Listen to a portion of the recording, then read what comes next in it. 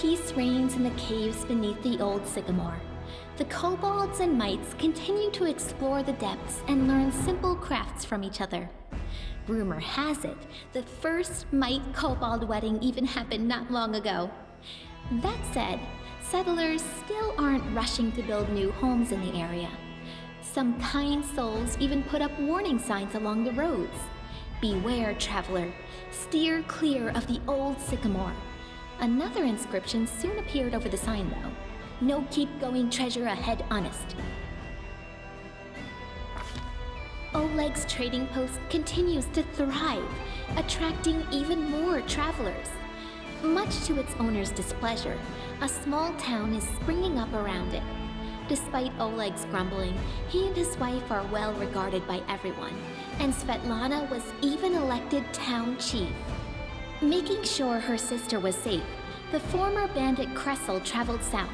Her trail went cold somewhere in Absalom's docks.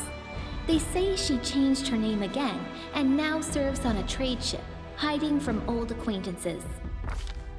Jod remained loyal to the king to the end of his days, healing the sick and generously sharing his austere wisdom with anyone who wished to hear it, and some who didn't. Having fulfilled his duty to the ruler, Erastil's priest peacefully departed this world, surrounded by friends and disciples. Having participated in Lamashtu's ritual, Olika gave birth to a strong and healthy baby.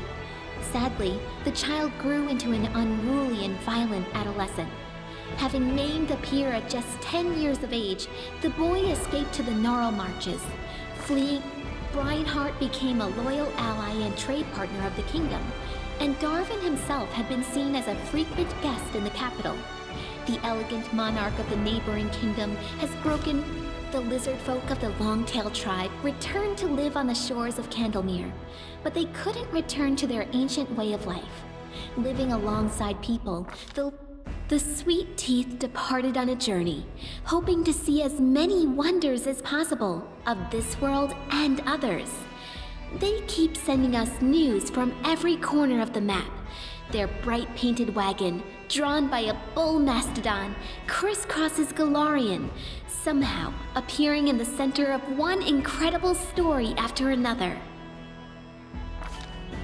Evindra was glad to see the Lantern King's plans turn to dust. She spent some time helping restore the kingdom after the calamity, then returned home to the First World. They say the rebellious spirit of her cousin Nyrissa awoke within her as well. Evindra is said to recount our story to the Fae, encouraging them to question the power and might of the eldest. After the victory, the storyteller abandoned his affairs and began spending a lot of time alone in contemplation. He eventually bid farewell to the king and left his lands. But I suspect the inhabitants of Galarian haven't heard the last of this mysterious traveler, for his own story is hardly finished. Amiri remained a pariah to her native tribe, but she stayed close friends with Nylak, who ruled the Six Bears wisely and taught them to survive in the unfamiliar plains and cities. The restless barbarian would often travel for long stretches of time, but sooner or later she would always return to her old friends, bragging about new scars and recounting new feats, many of which Nylak immortalized in song. Harren became famous, respected by dwarves throughout our kingdom as well as our neighbors, even as far as the Five Kings Mountains. He's often been asked to help out or teach others, and he's never denied anyone, despite his grumbling. Some people even listen to his preaching. Lucky for us, there's a lot less howling about the end of the world now, and more wise words of moderation and humility. Not all of his disciples turned to Grotus, but everyone took away something useful from his teachings. Jaethal spent some time at the king's court, but she then left to do whatever it was her new goddess required. She must have become a great inquisitor for Pharasma, as no one would know the ways of the undead and Urgathoa's cultists as well as a former undead cultist would. She was also seen in the company of Salim Godafar. It's unlikely the two became friends, being so different from one another, but it's a known fact that they worked together. Octavia didn't stay still for very long. Soon, she and Reg went to Numeria and started a huge slave rebellion there. They didn't manage to destroy the Technic League, but to this day, slaves speak their names with admiration and slavers with terror. Over the course of their journey, the two grew as close as ever, leaving their quarrels and resentments behind. After returning from Numeria, Octavia settled in her mother's house and became the king's advisor and loyal companion.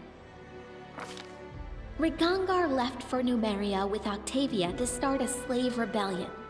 Over the journey, he really matured and learned to understand others, as well as how to control his anger. After he returned, he took a position in the king's court. Being both formidable and charming, he inspired fear in the hearts of some and lust in others. There are even some rumors that he almost talked Octavia into marrying him, and possibly even continuing the Della Fiorni line. Tristan stayed in the Stolen Lands. Endowed with a special blessing of Sarenrae, the priest became known as a great healer and went on to perform many more miracles. I'd say the Movonic Diva deserves the right to rejoin Sarenrae's divine army. I hope the goddess will think the same when Tristan's hour comes and his soul is up for a new judgment. After the war ended, Ekin hung up his bow on the wall and traded the path of the ranger in for the craft of the carpenter. It may not be the most heroic ending to a tragic story like his, but as Torag is my witness, Ekin's happy with it, as is Alina, who became his wife and is bearing his child. Any baby born into this family will be pretty lucky, since the king himself still visits his old friend and will likely become the child's patron. Jubilost returned to the life of a traveling explorer, frequently visiting his favorite kingdom. He said so himself.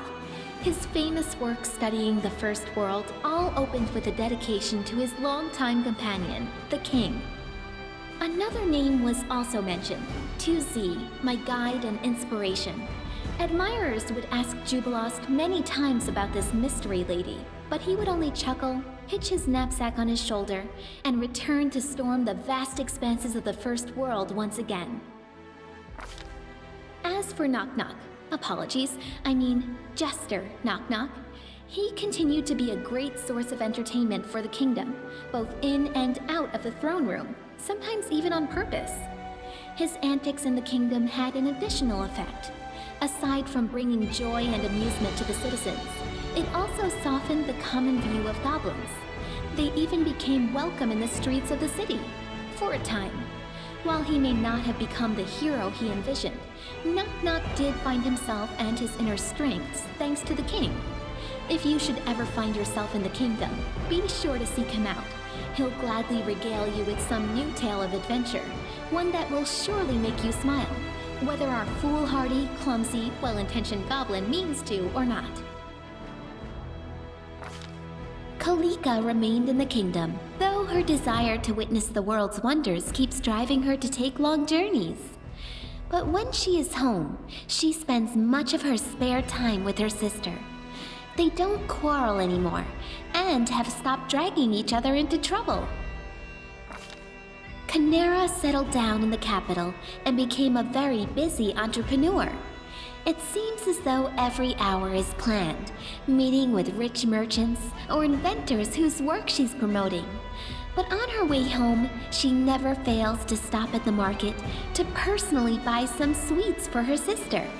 Between Canera's business sense and Kalika's charm, they founded and successfully run not one, but 3 organizations: a trading house, a shelter for tiefling children, and a school of magic devoted to Nethys. The king and Valerie stayed together, lovers and companions, bound not only by love, but by common duty. The amazing union underlies dozens of ballads and poems written by delighted subjects and echoed all throughout Aveston. There's more fiction than truth in those poems, of course. Our hero and his beloved keep their relationship well behind closed doors. The only thing kept in the chronicles in the truest detail is the grand royal wedding. Valerie became a worthy and honest ruler, like anyone doubted she would.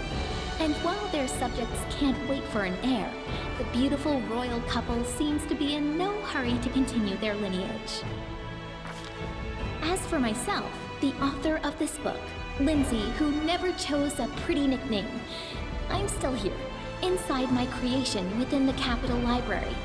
I live just like I always dreamed, surrounded by people and books, and not a day goes by without someone turning my pages. My story inspired many others to take up the quill. My readers have written many fierce books, articles, and pamphlets, flinging truth in the faces of tyrants. What more could I dream of? I hope, oh honored reader, that this story offered you some daring ideas, or at least some entertainment. In any case, it's time to set the final period.